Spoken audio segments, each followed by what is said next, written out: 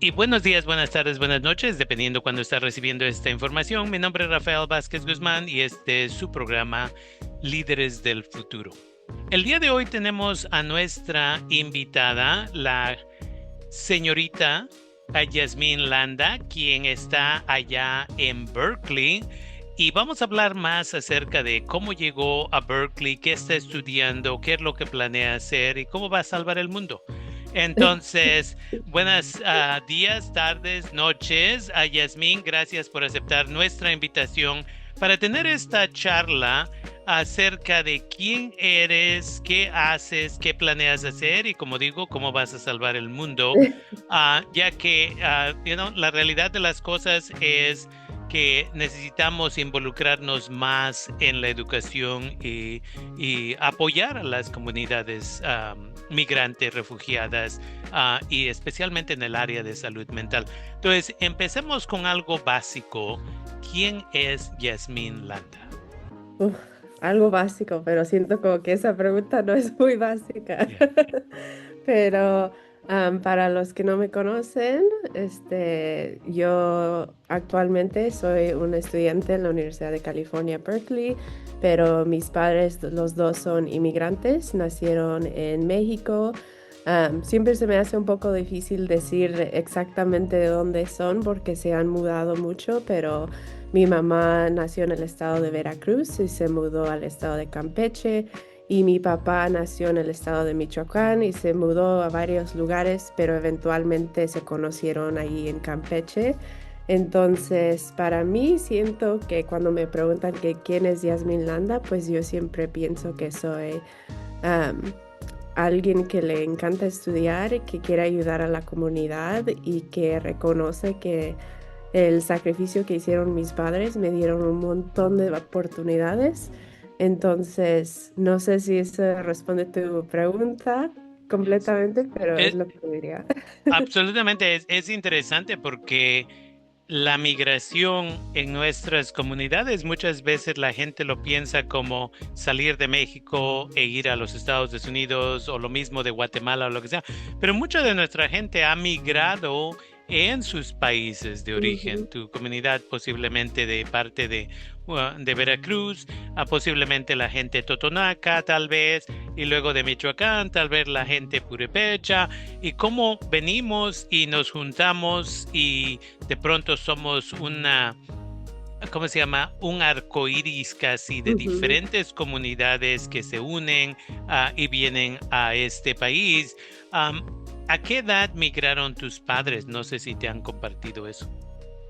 A los Estados Unidos, yo diría que mi mamá emigró como cuando tenía los 18, más o menos es cuando me acuerdo. Entonces ella ya había tenido a mi hermano mayor, emigraron juntos y después mi papá le gana por 4 años, entonces yo diría que tenía como 22. Ujú. Entonces yo tengo 27, entonces cuando yo me pongo a pensar que a una edad bien joven emigraron a los Estados Unidos, siempre me quedo bien asombrada de todo lo que pudieron hacer. Entonces, muy, muy jóvenes que eran cuando se mudaron. Definitivamente. Y hay muchas gentes que sí migraron de la gente con DACA, por ejemplo, con la que trabaja nuestra organización. Migraron, la más joven tenía 2 semanas. Su Ujú. mamá venía y pensó entrar al país, pero no, llegó la niña un poquito antes y tuvo que esperar 2 semanas y de ahí cruzaron la frontera. Tengo otras que llegaron al mes, a los 3 años y así. Am, pero sí, a veces como jóvenes y jovencitas migrar a este país no es fácil, obviamente, especialmente ahora, pero muchas veces padres y madres de familia quieren unas mejores vidas para sus hijos y sus hijas y dicen, bueno, ¿dónde? Vamos a ir al norte. Ahora, la otra cosa contigo que yo diría es un poco diferente de muchas de las personas con las que yo trabajo es tu español es muy bueno. Hay mucha gente que, como digo, a los 15, 14, los papás le hablan en español y el niño o niña contesta en inglés y de alguna forma u otra se entienden. Saca la basura. Ok, in a minute o lo que sea, ¿no? Ujú. Pero tu español es bueno. Muchas gracias. ¿Cómo hiciste para mantener ese idioma en tan buena calidad? Sí, muchas gracias. Honestamente, me da mucho gusto que me haya preguntado esto, porque cuando empecé a pensar pues que iba a estar hablando en español con usted y hablando sobre mi educación y mi historia y todo eso, me puse un poco nerviosa porque siempre he estado un poco Am, pues me pongo nerviosa cuando hablo en español porque no sé qué vaya a pensar la gente, pero yo quería poder dar el ejemplo de que aunque algunas veces no sepamos el español muy bien, que todavía deberíamos practicarlo y más que nada que lo deberíamos usar para ayudar a nuestra comunidad. Y para responder tu pregunta, yo creo que con mucho esfuerzo me tocó practicar el español. Mis padres hicieron el esfuerzo de hablarme español y siempre en la casa me decían, cuando estamos aquí, hablas español y no en Ujú. inglés. Y yo creo que eso ayudó mucho, pero también lo que me ayudó a mí es que en tratar de practicar mi español, yo tomé clases de español en la prepa y también en la universidad. Y eso para mí fue una manera donde pude mantener esa conexión con mi cultura y con mi lenguaje. Entonces he tratado bien duro en practicarlo en donde pueda, y aún así siento que puedo mejorar, pero sigo echándole ganas donde pueda. Y muchas de nosotros y nosotras que hemos migrado a este país con el tiempo se nos empieza a olvidar el español también, porque tal vez no lo practicamos diariamente. La otra cosa que siempre se me viene a la mente es cuántos y cuántas estudiantes que como tú nacen en este país se le está ofreciendo el español gratis en casa, cómo hablarlo, cómo escribirlo, todo lo demás.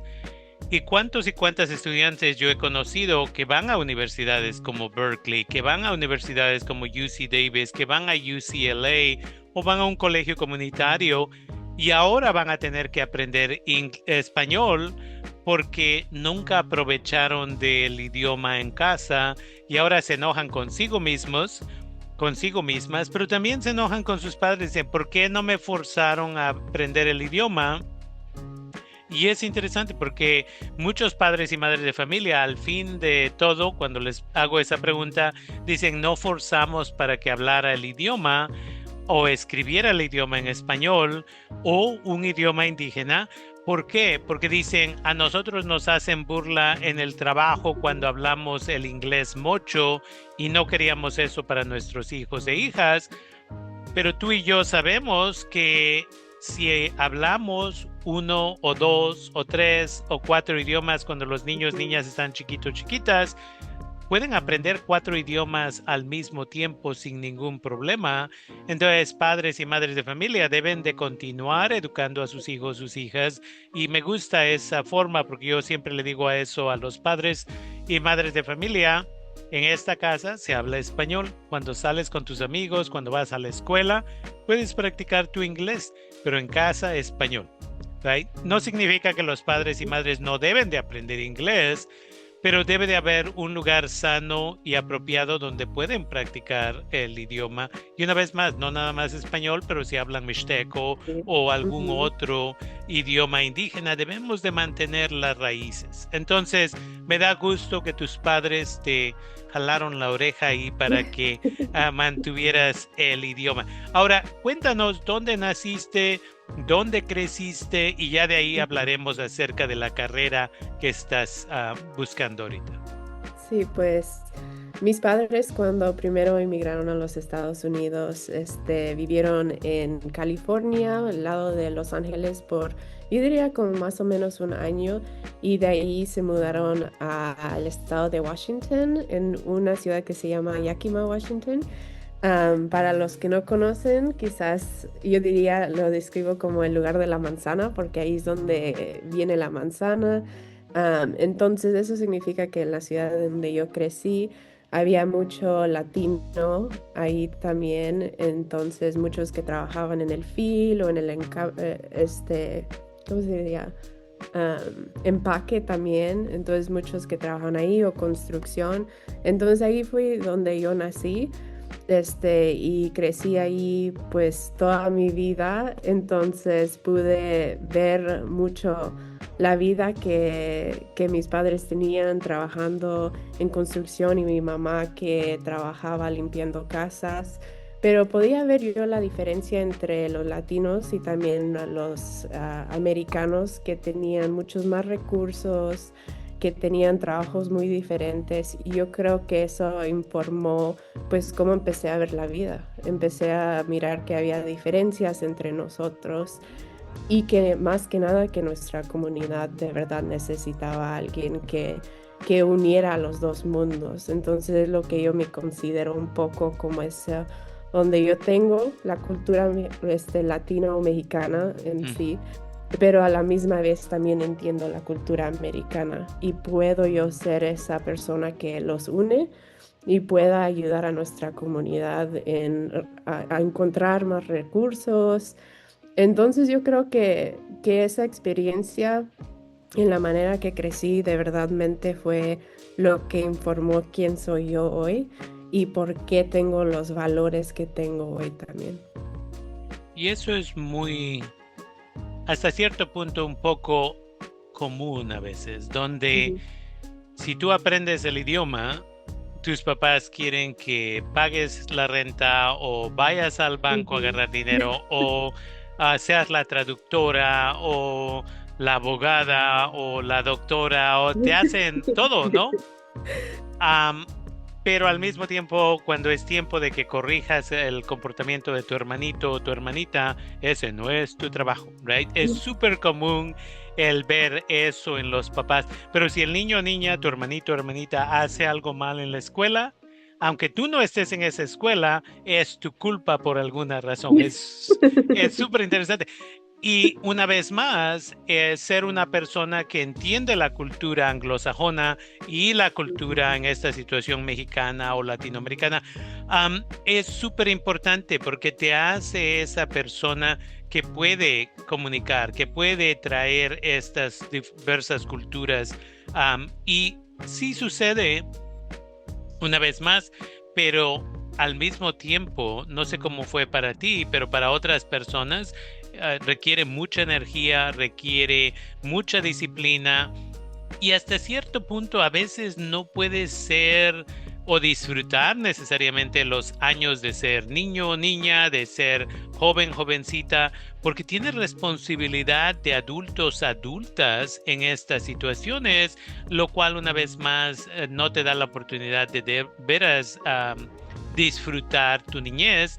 Y a veces tenemos lo opuesto de que padres tratan a sus niños de 25 años de edad como si Ujú. fueran niños de 12, am, pero eso no pasa típicamente con la, la primera hija o el primer hijo, a veces pasa con otras generaciones segundas y terceras. ¿Cómo fue para ti esa experiencia? Aunque tú ya tenías hermanos más grandes, ¿cómo fue para ti que una vez más naciste aquí, aprendiste el idioma y todo eso? Ujú.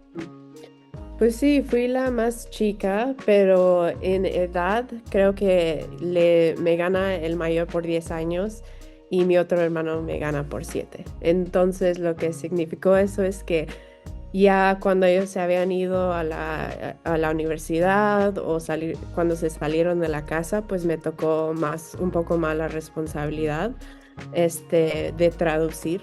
Me acuerdo que era muy chica y me preguntaban que si podía yo traducir, ciertos documentos que eran muy importantes y yo como chica no sabía cómo, cómo navegar esa experiencia, pero me acuerdo que yo pues siempre he hecho lo mejor en tratar de traducir, pero creo que definitivamente es una experiencia que yo diría muchos de los que nacieron aquí, les toca pasar por eso, pero yo creo que cuando estaba creciendo, yo creo que me sentía mal que tenía que hacer todas estas cosas para apoyar a mis padres, este, pero con el tiempo yo creo que pude reflexionar y ver que mis padres tampoco no tuvieron una niñez en sí.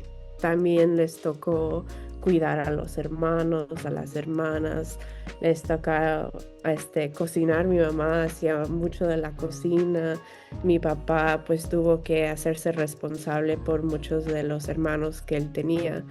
Entonces cuando yo me pongo a reflexionar, yo también entiendo que pues mis padres tampoco no tuvieron una niñez y ellos me dieron lo mejor que pudieron, y aunque algunas veces esa responsabilidad sea un poco pesado, de todos modos sé que pues es un honor poder ayudarles en esta manera a mis padres también.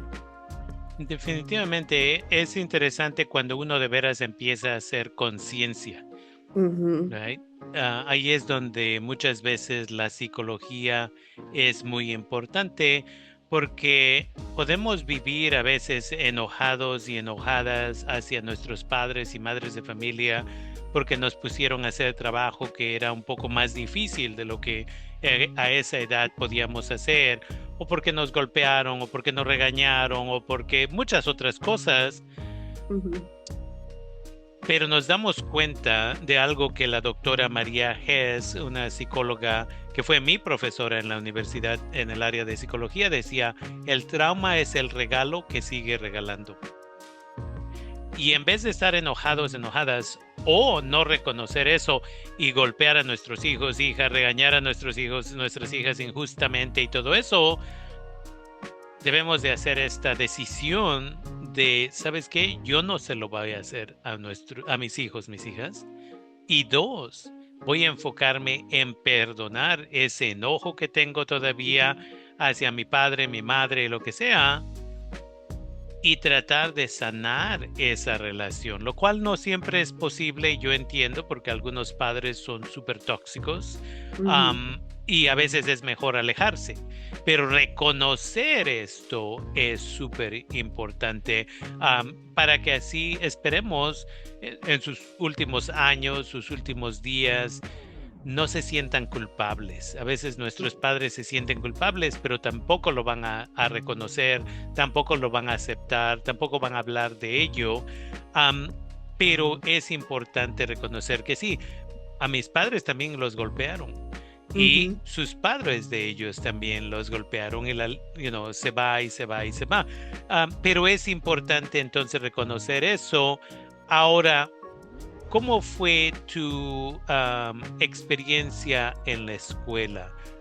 ¿Pasaste experiencias difíciles? ¿Tuviste que aprender inglés en la escuela o lo aprendiste antes de ir a la escuela?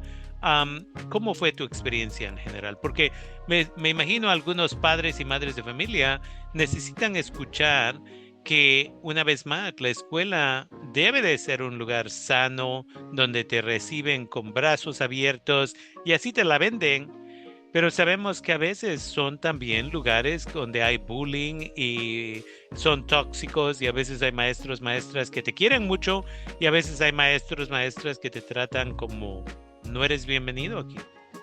Sí, pues afortunadamente yo tuve dos hermanos que ya habían empezado a ir a la escuela, entonces de ellos es donde yo empecé a agarrar un poco el inglés. Pero yo no, yo sé por la historia que me dice mi hermano que para él se le hizo un poco difícil y tuvo que reprobar una vez para alcanzar pues el nivel de inglés de los demás de los estudiantes. Entonces puedo decir que en esa área soy muy privilegiada en poder haber tenido dos hermanos que me enseñaban un poco el inglés.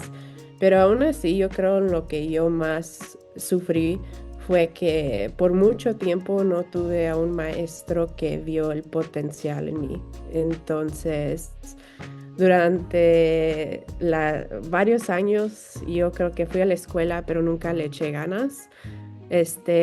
Más o menos ahí pasaba con buenas calificaciones, no diría así muy, muy buenas, pero tampoco malas. pero nadie en sí tomó el tiempo de invertir el tiempo en mí y en darme esperanza de lo que podía hacer en el futuro.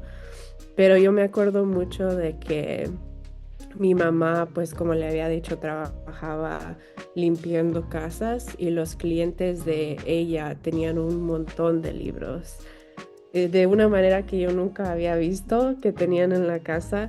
Y me acuerdo que desde chica ella les preguntaba si podían, si podíamos nosotros llevarnos unos libros a la casa, leerlos y regresárselos.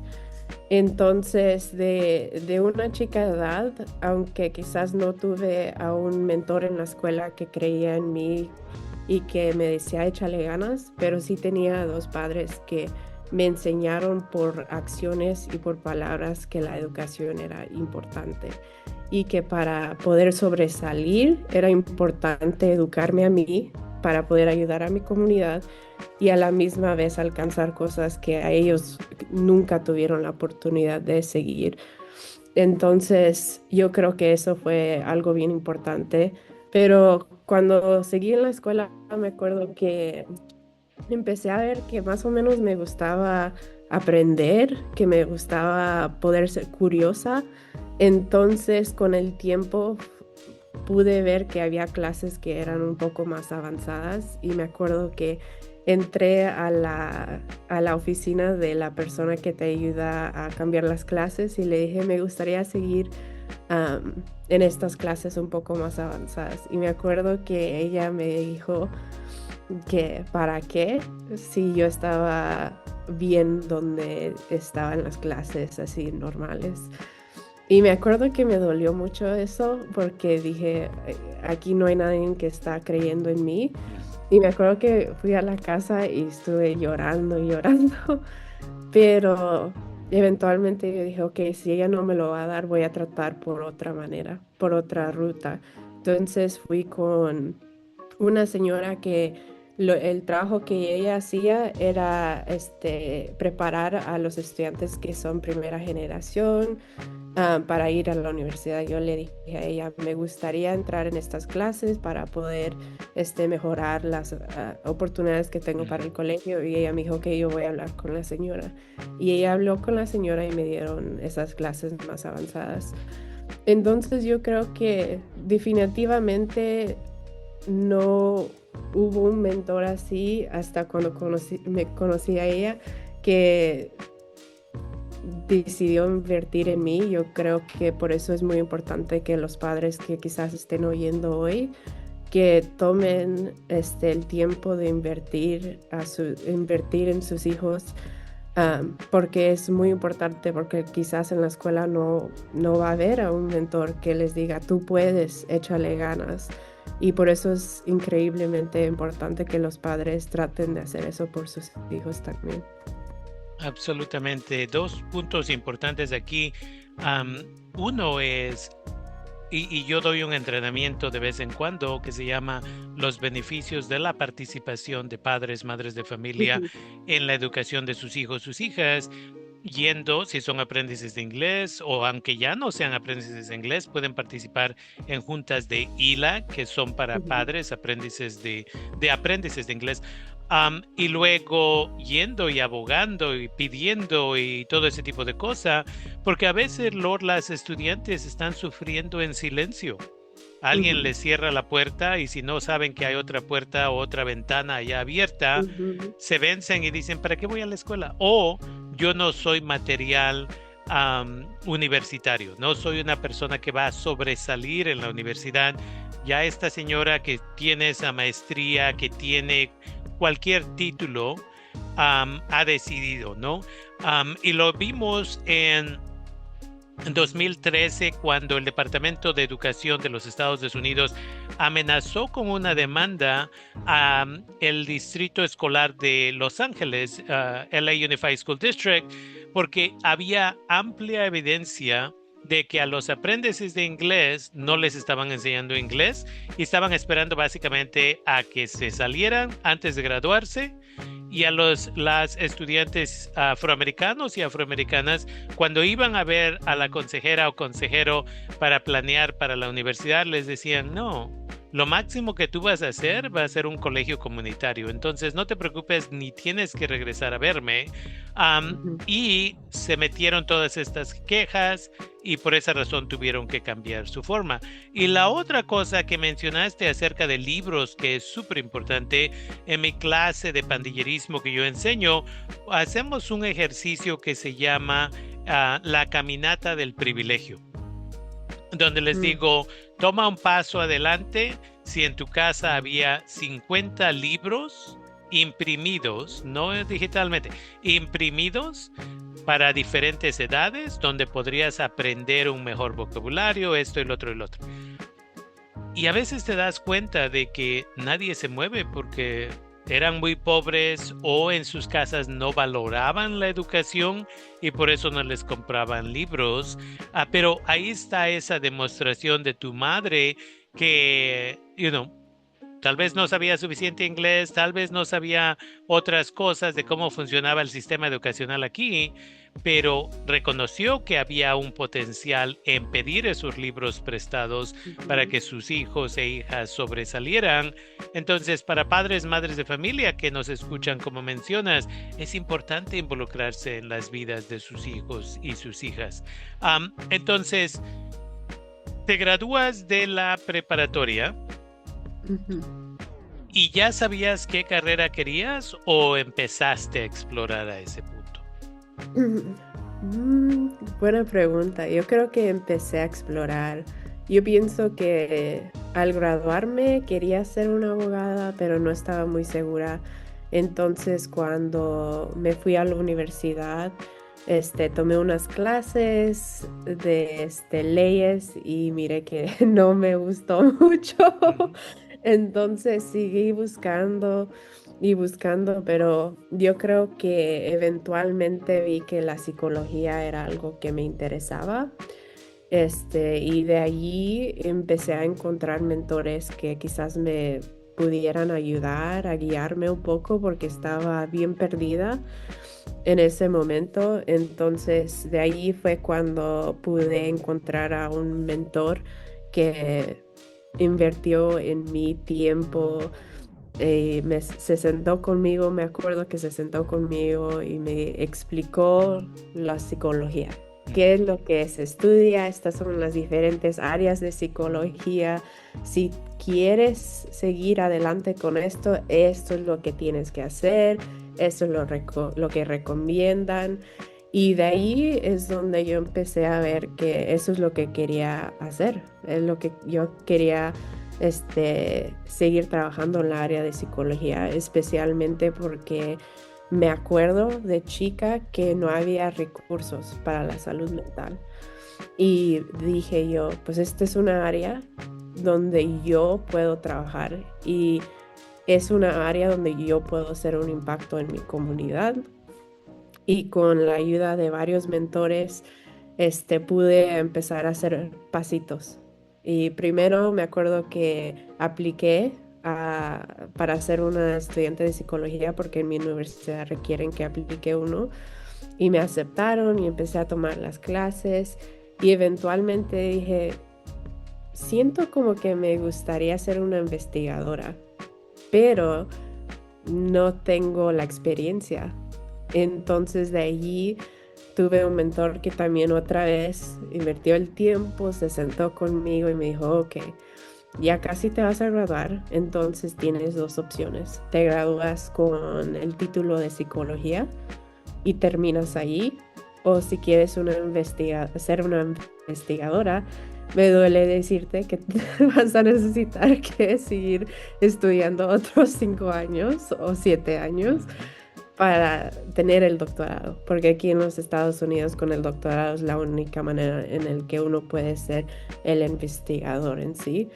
Entonces, pues me tuve que pensarla, porque también yo sabía que mis padres pues estaban poniéndose un poco más viejitos y yo quería poder darles la oportunidad de relajarse un poco porque han trabajado mucho y yo pensé, pues si voy a la escuela, pues son otros varios años que no voy a poder yo darles ese tipo de pues ayuda a mis padres, pero cuando me puse a sentar y pensarla bien, pues yo dije, con este extra título yo voy a poder no solamente ayudar a mis padres, pero también ayudar al resto de la comunidad. Entonces de ahí es cuando yo decidí que iba a echarle ganas y iba primero a trabajar 3 años. Entonces trabajé 3 años y en esos 3 años pues yo apliqué a la universidad una vez, incluyendo aquí a Berkeley, y todos me rechazaron. Me dijeron, no, no estás lista. Entonces, pues lloré y me levanté de nuevo, porque pues algunas veces vamos a fracasar y tenemos que levantarnos de nuevo y seguir adelante. Entonces me levanté de nuevo y trabajé otros 2 años y en ese tiempo seguí este, trabajando duro y apliqué otra vez y eso fue cuando finalmente me aceptaron unos programas, incluyendo la Universidad de California, Berkeley. Tanta información ahí, ¿no? Una, podrías haber escogido ir y agarrar tu maestría y volverte una terapeuta Ujú, o una trabajadora social.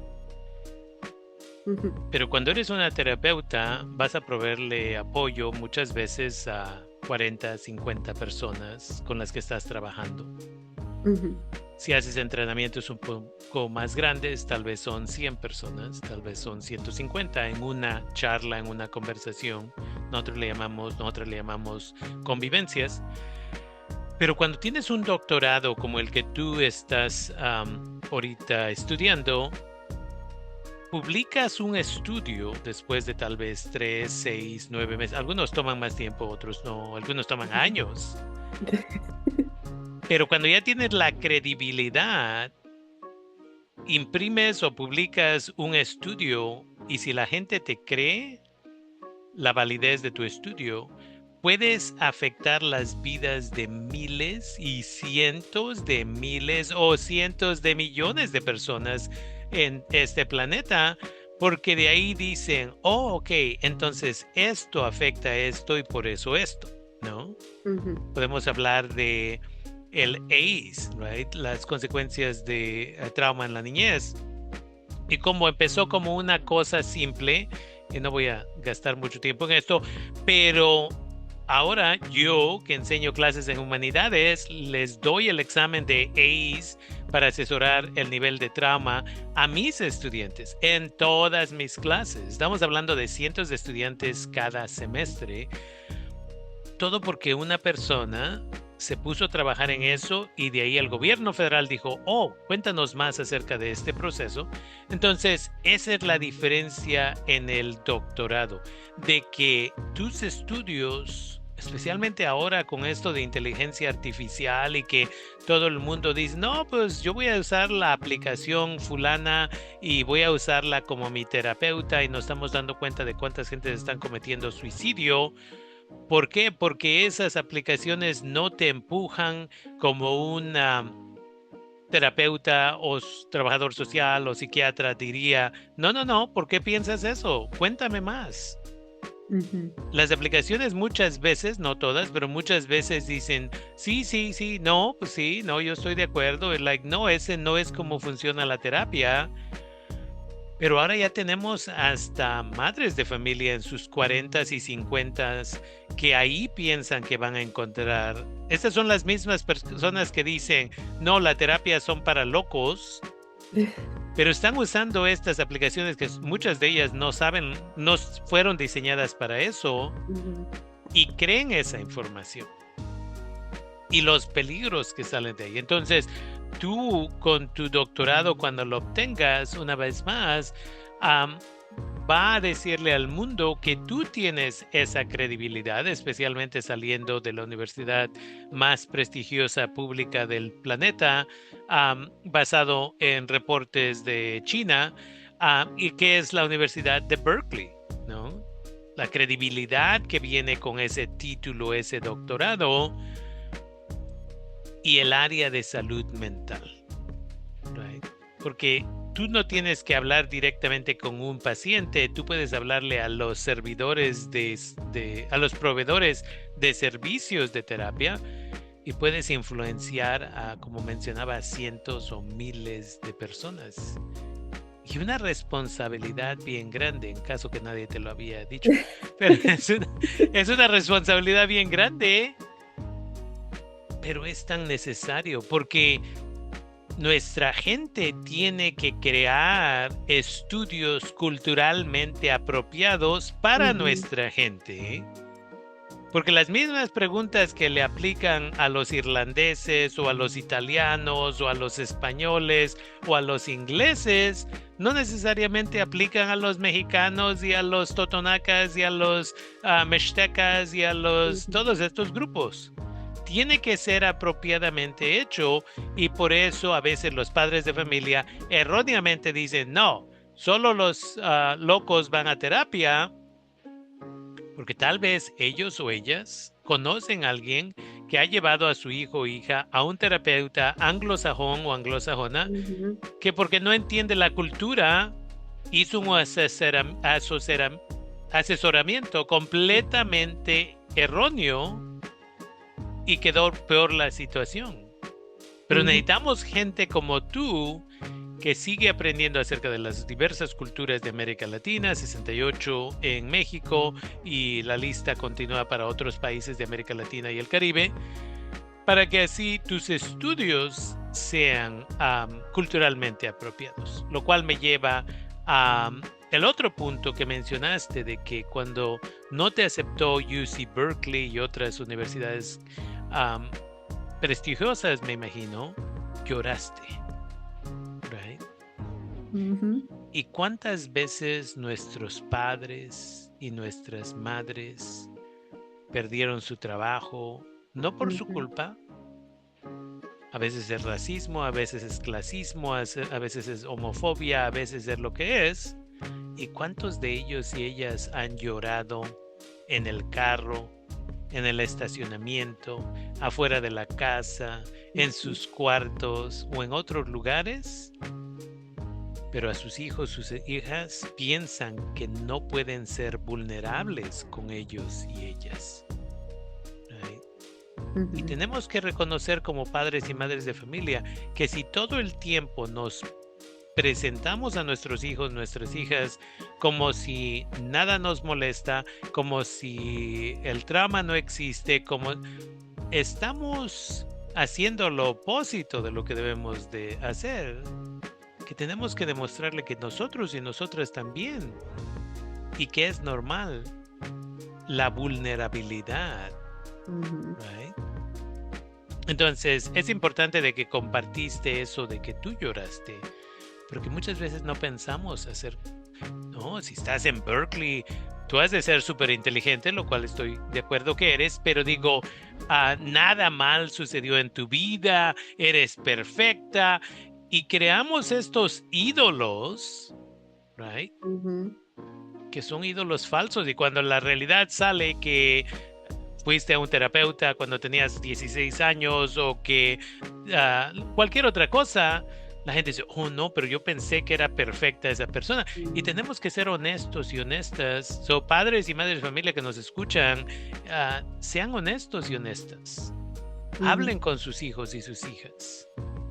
Right? ¿Cómo de difícil fue cruzar la frontera sin papeles? ¿Cómo de difícil era la vida de donde vienen? A veces los muchachos me dicen, no sé por qué mi mamá no quiere que yo regrese a su pueblo. Right? Y es porque había mucha violencia, es porque mamá fue la víctima de algún crimen, es por esto y lo otro, pero no hablamos de eso. No sabemos cómo ser vulnerables con nuestros hijos y nuestras hijas. Entonces, de veras aprecio eso de que tú tenías esperanzas de ir a Berkeley o ir a estas universidades y te dijeron, no, no estás lista. Right? Sí. Y tenemos que aceptar eso y no vencernos, pero rodearnos de gente que nos quiere incondicionalmente y decir, ok, ¿qué necesitas? Vamos a empujarte y vamos a apoyarte para que puedas llegar ahí, porque ahora estás en la Universidad de Berkeley. Sí, Right? Y este es tu primer año. sí, es mi primer año y ya lo voy terminando. Gracias a Dios. Definitivamente. Cuéntanos, te rechazan, lloraste, pero de ahí te fuiste e hiciste otro trabajo por un rato relacionado obviamente a la salud mental, pero ahora aplicas otra vez y te aceptan en este programa tan importante de psicología. ¿Cómo te sentiste cuando ya recibiste esa carta? Que me imagino ahora es correo electrónico, ya no lo Sí. hacen de tanto drama. ¿Cómo fue eso, ese sentimiento? Um, pues inmediatamente les llamé a mis padres. Me acuerdo que les eché por el celular, les llamé y les dije que me habían aceptado a la universidad. Y me acuerdo que otra vez pues lloré porque pues mm, todo lo que ellos sacrificaron por mí, todas las oportunidades que ellos me dieron, que ellos quizás no tuvieron, finalmente sentí como que había alcanzado algo, este, y que lo había hecho por ellos, más que nada. Entonces para mí fue pues todo el trabajo, el esfuerzo, no solamente mío, pero sino de las generaciones que vinieron antes de mí. Y eso incluye a mis padres y mis abuelitos y los que siguen. Porque sin todo el esfuerzo y todo lo que sufrieron y todo lo que les tocó sacrificar, pues no creo que hoy estuviera yo hablando con usted sobre esta oportunidad que me dieron, ni hubiera tenido yo la oportunidad de quizás ayudar a la comunidad nuestra. Entonces para mí fue como una realización de todo el esfuerzo, de todo un linaje. Entonces, y yo creo que mis padres también se sintieron de esa manera, aunque quizás y pues yo digo, el logro de ellos también, no nomás mío, porque sin todo eso sacrificio, pues yo no estuviera hoy aquí. Entonces yo creo que fue un bonito momento, pero yo creo que a la misma vez también reconocí el tipo de responsabilidad que eso me daba. Y Esa es yo, ya. no, No, esa es la otra cosa que a veces celebras, right? ujú, Porque es un logro grande. Es interesante que usaste la palabra oportunidad que te dieron, pero en realidad es algo que te merecías, porque trabajaste mucho por ello. Pero hasta la terminología que ya como gente de color, sí, deberías de estar agradecido que te dieron esta oportunidad. Yo como profesor aquí en Santa Rosa Junior College, me acuerdo que cuando empecé a enseñar clases en el 2013 aquí, ujú, parte de tiempo, ahora tiempo completo, me acuerdo que yo estaba súper agradecido como si me hubieran visto en la calle sin vivienda y me hubieran aventado y dicen, te vamos a dar una oportunidad. No, yo fui y yo tengo estos títulos y aquellos títulos y no se dice para presumir, se dice para clarificarle al mundo que yo trabajé todas estas veces ujú, como aprendiz de inglés, como migrante, como víctima de crimen, sobreviviente de atentado de muerte, todos estos tipos de cosas.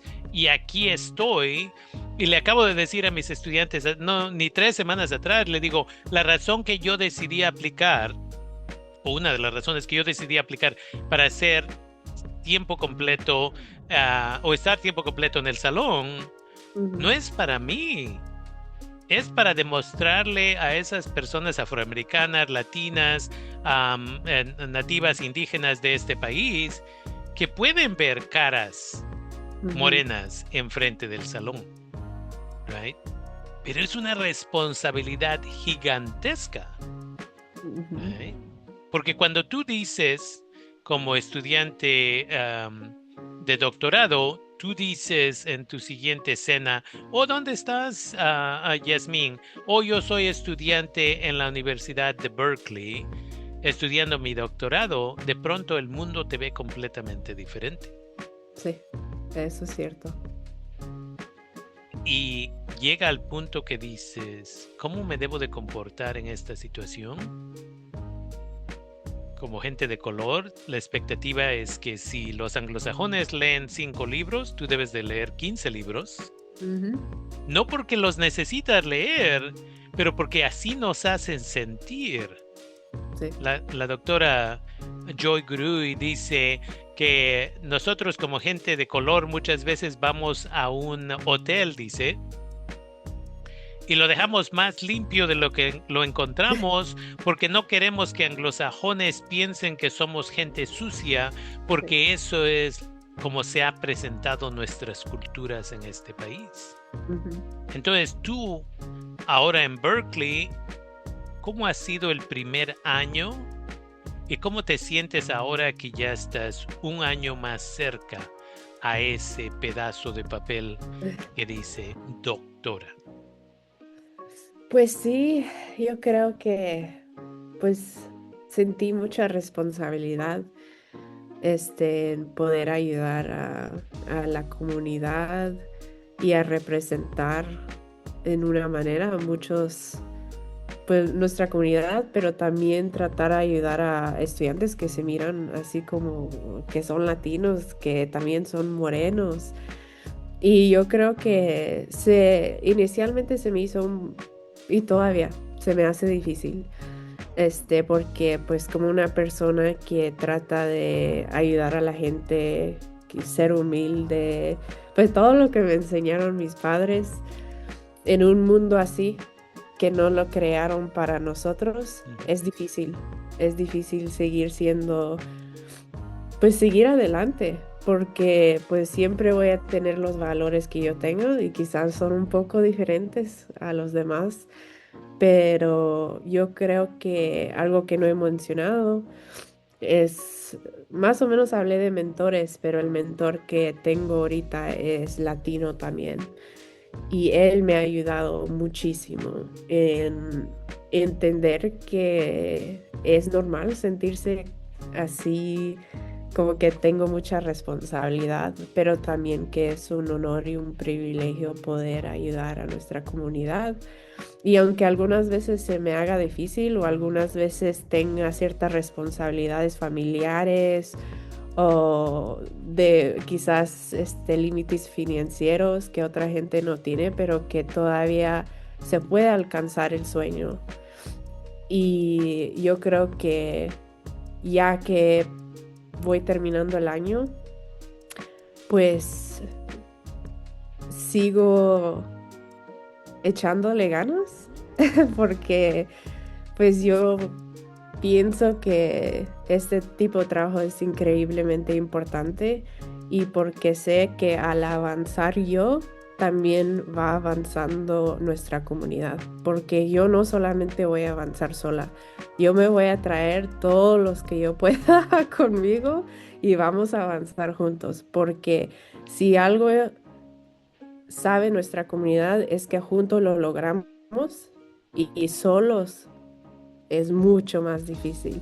Y eso es una de nuestras, pues yo diría de nuestras fuerzas, o es que nosotros sabemos cómo tener comunidad, cómo tener familia. Entonces es lo que, pues es donde yo pongo mi fijada en eso. Y yo digo, pues adelante con el apoyo de la comunidad y yo me voy a traer a los que pueda. Y pues sí, es lo que yo digo, ya después de este año, pues sigo con más fe, y pues voy a seguir luchando. Definitivamente, muchas veces, por lo menos a los mexicanos, se nos acusa de ser como los cangrejos, right? Pones un cangrejo en una cubeta y se sale de la cubeta. Pero pones 3 cangrejos en una cubeta y entre ellos se jalan y en vez de apoyarse, nadie se sale.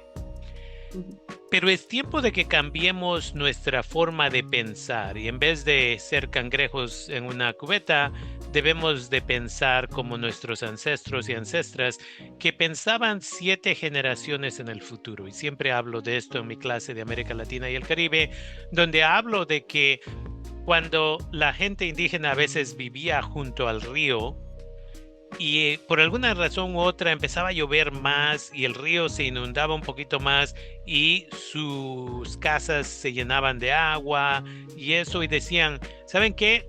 ¿Por qué no movemos el río un poquito más para allá para que no se inunden las casas? Y se sentaban a platicar. Y decían, bueno, si movemos el río para allá, ¿cómo eso va a afectar a los peces? ¿Cómo eso va a afectar a los pájaros? ¿Cómo eso va a afectar esto, el otro, el otro, el otro? Y decían, en 7 generaciones, ¿cómo todo podría cambiar? Estos árboles de este lado se van a secar, esto y lo otro va a suceder. Y tenían unas pláticas grandes. Y muchas veces al final decían, ¿por qué no quitamos estas casas de aquí y las movemos un poquito más lejos del río y dejamos que la madre naturaleza haga lo que la madre naturaleza va a hacer, que es mantener el río donde está? Entonces, en tu posición, esa es la cosa, porque tú ya acabaste tu primer año de un doctorado que te va a tomar otros 4, Sí, 5. por ahí. Okay. Pero la otra cosa es, ya vas a entrar al salón. Sí. Porque una cosa es estar en una oficina haciendo estudios, entrevistando gente o lo que sea. Pero otra cosa, como gente de piel morena y cabello negro o lo que sea, es cuando entras al salón, y no sé cómo de grande va a ser tu salón, pero me acuerdo cuando era yo, mi primer año, mi primer día, cuando entré a la Universidad de Arizona State University, cientos de años atrás, y me acuerdo que entré, primero llegué unos minutos tarde, lo cual obviamente es una cosa que decimos es mexicana, pero no, en realidad no es. Pero 2, entro al cuarto tratando de no hacer ruido y abro la segunda puerta y empieza a rechinar. Y ahí está. Y dije, espero nadie se haya dado cuenta. Y yo estoy imaginándome que va a haber 30 estudiantes en el salón y de pronto entro al salón y están 500 estudiantes en el salón. Y por el ruido de la puerta, ahora todo el mundo me está viendo a mí. Y el único asiento está hasta allá arriba. Y ahí voy caminando y todo el mundo se me queda viendo. Y hasta el profesor, un anglosajón, se me quedó viendo bien enojado. Pero de ahí había estudiantes haciendo su doctorado. Esta es una clase de sociología. Y habían estudiantes haciendo su doctorado y entre ellos eran puros anglosajones, anglosajonas, excepto un latino. Y el profesor les invitaba a ellos, ellas, que dieran 1 a 2 lecturas durante el semestre. Y me acuerdo la primera vez que el latino, que fue la primera vez en mi vida que había yo tenido un latino profesor en la universidad, porque había ido a otro colegio comunitario, porque me gradué de la prepa antes. Y cuando empieza a dar su lectura, dice, me acuerdo una de mis primeras veces, dice, cuando yo vine a dar mi primera lectura en este salón, dice, y un anglosajón vino que tenía como 18 años y dice, estás preparando el micrófono para el profesor fulano de tal, el doctor, el anglosajón, y dice, no, hoy es mi día de dar la lectura. Y dice, se dio la vuelta, fue y agarró su mochila y se salió de la clase y nunca regresó. Este es Arizona, un lugar súper racista en aquellos tiempos, una vez más estamos hablando muchos años atrás. Pero para nosotros, nosotras, 1, el escuchar la historia y 2, el ver a un latino enfrente de 500 personas, se sentía esta conexión importante de yo también pertenezco a este lugar. Entonces, no sé si ya sabes cómo de grande va a ser tu primer salón y puede ser de 5 y puede ser de 500, pero es importante que la gente entienda que hay gente ahí infiltrándose, por no usar otra palabra, en estas instituciones que no fueron diseñadas para nosotros, nosotras, para que las siguientes generaciones de las cuales estamos hablando puedan verte enfrente del salón y decir, yo también pertenezco a este espacio. Right? So, ¿qué clase o clases planeas enseñar en un futuro? Por ahorita, la primera clase que creo que me van a dar va a ser de psicología general. Entonces, esas clases son de donde hay como 500 o más estudiantes. Entonces, esta va a ser la primera vez donde estoy enseñándoles a tantos estudiantes sobre psicología, pero también va a ser la primera oportunidad donde estudiantes quizás es la primera vez donde miran a alguien como yo enfrente de la clase. Entonces yo espero que me puedan ver como el ejemplo de que si uno le echa ganas y sigue adelante aunque fracase uno, que sí se puede. Porque yo creo que ese es el mensaje más grande que puedo dar, es que yo en sí no estoy en la posición que estoy porque soy la más inteligente o porque soy la más bonita o porque tiene muchas conexiones. Yo estoy aquí porque hubo dos padres que creyeron en mí y que invirtieron en mi educación, porque hubo mentores que decidieron invertir en mí y porque nunca me rendí. Y eso es algo que todos podemos tener, quizás. Entonces, quizás no hay padres que inviertan en uno, pero vayan y encuentren a alguien que sí va a invertir en ustedes y en su educación. Y entonces y es lo que yo espero que los estudiantes en mi clase puedan ver, es que sí se puede, si uno le echa ganas, y que yo estaré allí ayudándoles como yo pueda también. Definitivamente, y has dicho algo súper importante, todo lo que has dicho es importante, pero esta parte es tal vez la más importante. A veces hay padres que no se involucran, dicen yo voy a pagar la renta y a mí me dejan en paz, especialmente si te vas a otro lugar. Y lo que antes yo no hablaba, pero ahora estoy empezando a mencionar, es yo migré a este país a los 15 años de edad y 3 días es cuando llegué aquí a donde vivo ahora. Y porque dejé a mi mamá y mi papá en México por los siguientes 30 años, yo básicamente era huérfano. Y es importante psicológicamente que entendamos qué es lo que es. Y si tuviera yo más tiempo, haría yo todo un estudio acerca de eso, pero te lo voy a pasar a ti y tú lo puedes hacer el estudio. Porque es importante, ¿right? Mi hermano mayor, quien falleció hace casi 31 años, en mayo, él se volvió básicamente mi papá. Y yo seguía las reglas que él había construido y yo entendía cuál era mi responsabilidad. Y cuando él fallece, mi otro hermano, el segundo mayor, se volvió el papá. Y una vez más, las reglas son esta, el otro. Y de ahí llega el momento que ya eres un adulto y ahora tú tienes que pagar tu propia renta, comida, ¿verdad? Y una vez por semana, una vez al mes, cuando se puede, llamas a mamá y papá y los saludas y tienes que mentirles, porque es importante que entendamos eso, y decir, no, todo está bien y que no sé qué, no se preocupen, sí voy a rezar todos los días, las 24 horas al día, mamá, porque sabes que es la única forma de que te va a colgar el teléfono, porque si no haces esas promesas, no te dejan que cuelgues el teléfono. Pero al final, ya que yo no los tenía a ellas aquí, como tú dices, yo tuve que buscar otra gente. Y en Santa Rosa Junior College, hace una vez más cientos de años, la primera mujer que me ofreció apoyo, primero en la prepa fue una señora, Mary Hotalen.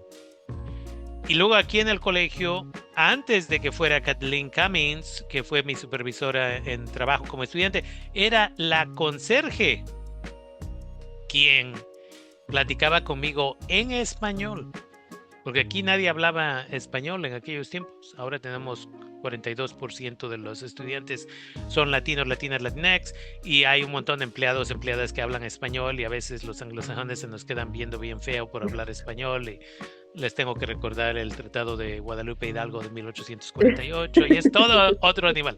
Pero la conserje es quien me echaba la mano. Porque a veces llegaba yo bien temprano al trabajo aquí como estudiante y trabajaba yo en la biblioteca y la conserje es quien un día dice, ¿ya desayunaste?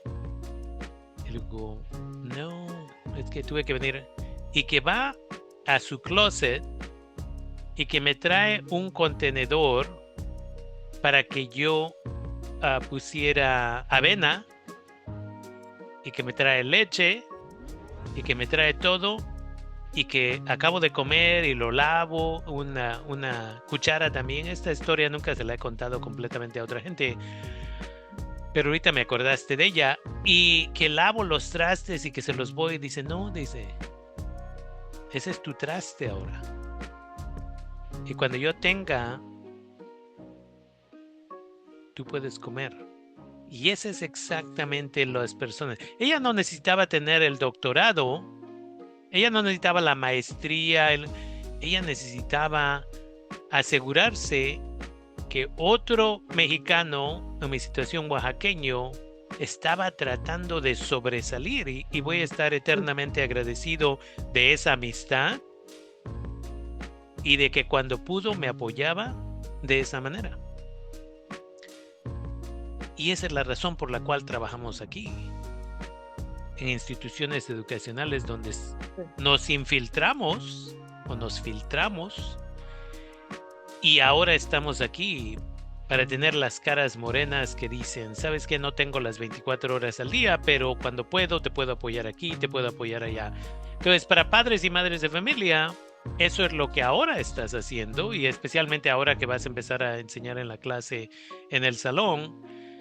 Uno de esos días ahí voy a presentarme y voy a tomar notas para aprender de psicología. Es una clase introductoria de psicología, entonces para padres, madres de familia que tienen hijos, hijas en Berkeley, que tal vez están estudiando ingeniería civil o lo que sea, esta clase califica como estudios generales y son requeridos para graduarse. Entonces asegúrense de que sus hijos, sus hijas se inscriban con nuestra colega, la profesora Yasmín, para que así vean esa conexión, crean esa conexión. No tienes que estar estudiando psicología para tener a alguien como ella, como tu mentora, como una colega, como yo le llamo colegas a mis estudiantes, pero es una forma personal de cómo pensar.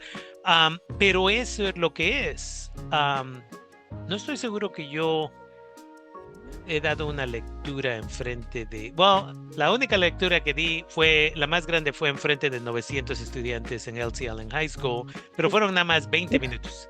Okay. Lo más interesante es me mintieron y me dijeron, va a haber 300 o algo así, todos ya se van a graduar, bla, bla, bla. Y ya que llegué ahí me dicen, oh no, invitamos a los del 12º grado e invitamos a los del 11º grado, tienes 20 a 25 minutos, convéncelos que vayan al colegio. Y les digo, ni me habías dicho de qué hablara. Siempre me voy a acordar de esa situación, pero es bonito porque me imagino tú vas a terminar con un buen número de latinos, latinas, latinx, afroamericanos, africanos, africanas y de otros países tal vez en Asia que necesitan ver a alguien de piel morena en el frente, ¿no? Entonces, es bonito que vas a hacer esto.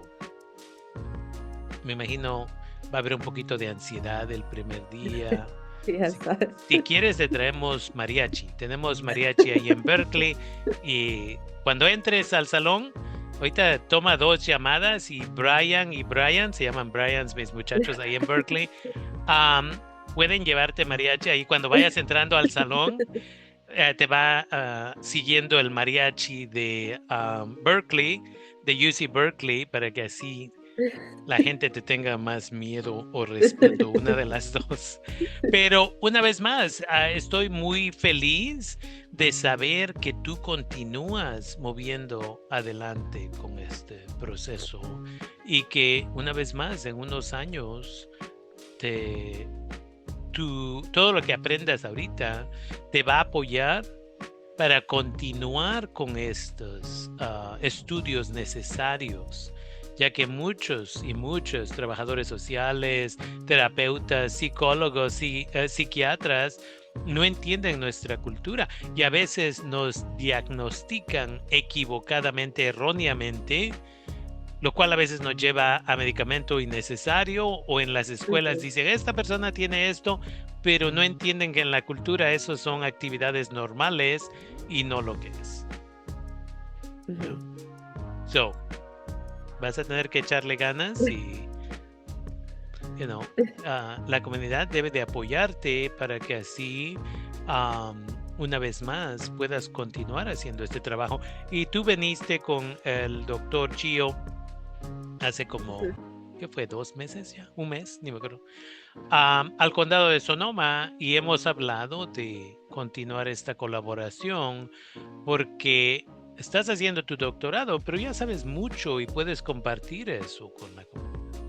Sí, y pues quiero darle las gracias a usted que hace mucho por la comunidad también. Y pues aunque yo sea un estudiante del doctorado, pues yo sigo aprendiendo mucho de las personas que trabajan en la comunidad, de los terapistas que trabajan en la comunidad, de los miembros de la comunidad.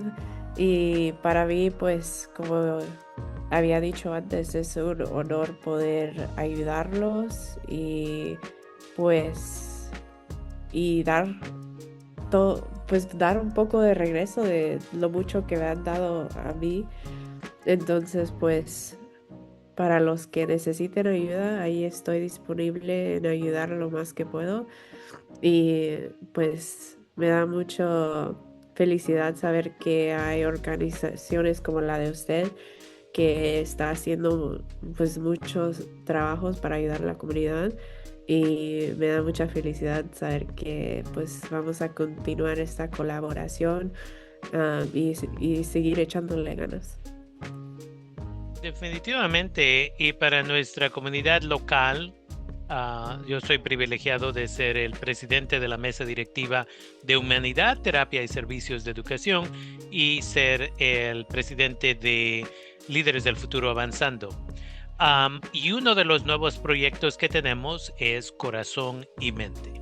Y Corazón y Mente es el proyecto donde tú viniste a visitarnos con el doctor Gio y tu otra colega hace como 2 meses, donde una vez más estamos tratando de promover estas carreras para ser terapeutas, para ser psiquiatras, para ser psicólogos, psicólogas, para ser trabajadores, trabajadoras sociales. Entonces, para padres, madres de familia, si su hijo o hija dice, mamá, yo quiero ser psicóloga o yo quiero ser psiquiatra, por favor no les diga, no, eso no te va a pagar nada. O no les diga, no, solo los locos van ahí. Dígale, ¿sabes qué, mi hijo, mi hija? No sé cómo guiarte. Ve a hablar con Rafael, porque hacemos nuestras juntas cada mes. La siguiente va a ser el 22 de mayo. Y ya estamos recibiendo a más estudiantes de prepa, más estudiantes de colegio. Originalmente cuando lo creé este programa, la intención era de traer ya a profesionistas y educarles culturalmente pero ¿por qué no empezar con los jóvenes también? Para que se lleven esas herramientas para su propia sanación, para apoyar a otras personas, no para que pretendan ser psicólogos y psiquiatras, pero para que digan, oh, sé reconocer esto, vamos a buscarte apoyo aquí. Esta situación se está poniendo, right? So vamos a hacer entrenamientos desde prevención de suicidio hasta cómo reconoces tus propios traumas y cómo se los estás pasando a otras personas. Right? Entonces, ha sido un placer tener esta conversación contigo y vamos a continuar la plática y ahí cuando empieces a a enseñar tu clase por seguro en el otoño. Ahí me avisas qué día va a ser y ahí voy a llegar con mi libreta y tomar notas. Aunque tenga yo que cancelar mi clase aquí en el colegio, ahí voy a estar. Y serio, si quieres mariachi, tú me avisas y te No se le llevamos olvide, mariachi. no se le olvide. Pero honestamente es un placer siempre hacer conexiones con gente como tú que quiere apoyar a nuestra comunidad.